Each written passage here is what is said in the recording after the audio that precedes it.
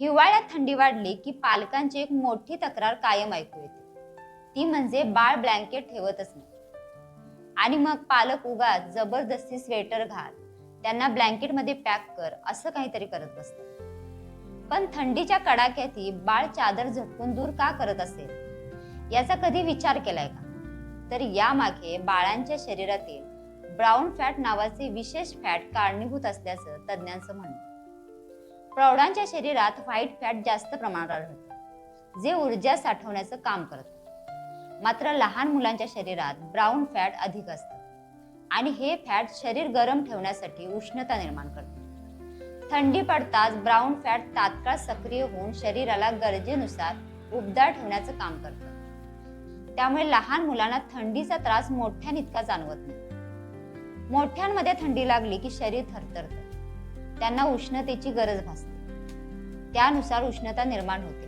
मात्र लहानांमध्ये थरथरण्याची क्षमता कमी असल्यामुळे उष्णता निर्मितीचं काम ब्राऊन फॅट करतात. त्यामुळेच लहान मुलांना गरम चादर किंवा जाड कपडे घातल्यास उकडल्यासारखे वाटते आणि ते ब्लँकेट बाजूला सारतात किंवा मग हातपाय पसरतात, चादर झटकण्याचा प्रयत्न करतात. त्यामुळे बाळांना जास्त जबरदस्ती करू नये. पालकांनी बाळांच्या तापमानानुसार योग्य कपडे आणि ब्लँकेट निवडणं आवश्यक असल्याचं बाळरोग तज्ज्ञ डॉक्टर प्रणाली बांदिवडेकर सांगतात. त्याप्रमाणे पालकांसाठी काही उपयुक्त मार्गदर्शक टिप्स सांगता येतील. हलके श्वास घेण्यास कम्फर्टेबल असे ब्लँकेट निवडा.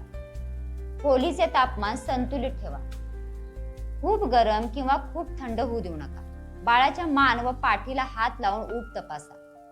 जाड कपड्यांचे थर कमी ठेवा. बाळाला मोकळेपणे हलू द्या, घट्ट गुंडाळू नका.